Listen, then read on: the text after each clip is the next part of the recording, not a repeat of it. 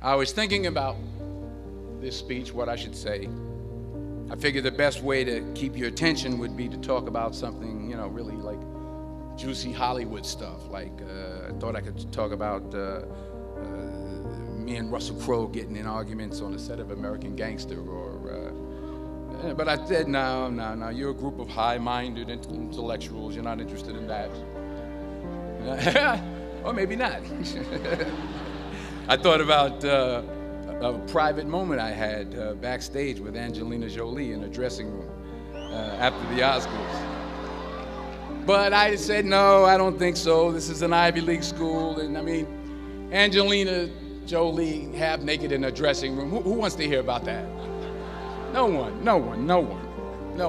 This is Penn. That stuff would never go over well over here.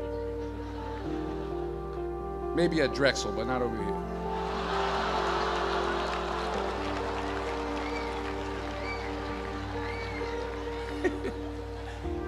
Ooh, I'm in trouble now.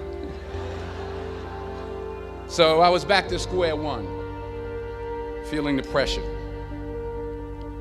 So now you're probably thinking, if it was going to be this difficult, this much pressure, why did I even accept today's invitation in the first place? Well, my son goes here, that's number one. That's a good reason. And I always like to check to see how my money's being spent.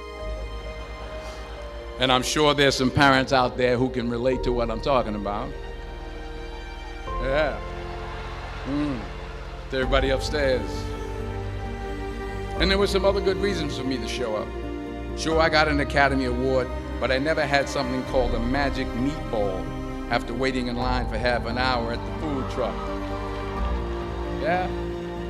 Yes, I talked face-to-face with President Obama, but I never talked face-to-face with a guy named Queter who sings bad songs over at Smokes on Tuesday night. I never been to Buies. I never been to Hemos. Yes, I have played a detective who battles demons, but I've never been to a school in my life where the squirrel population has gone bananas. They're breaking in the dorm rooms, they're walking around campus. I think I saw some carrying books on their way to class. So I had to be here. I had to come. Even though I was afraid I might make a fool of myself. In fact, if you really want to know the truth, I had to come exactly because I might make a fool of myself. Now, what am I talking about? Here it is. I found that nothing in life is worthwhile unless you take risks. Nothing. Nelson Mandela said, "There is no passion to be found playing small and settling for a life that's less than the one you're capable of living." Now, I'm sure in your experiences in school and applying to college and picking your major and deciding what you want to do with life, I'm sure people have told you to make sure you have something to fall back on. Make sure you got something to fall back on, honey. But I never understood that concept, having something to fall back on. If I'm going to fall, I don't want to fall back on anything except my faith. I want to fall forward.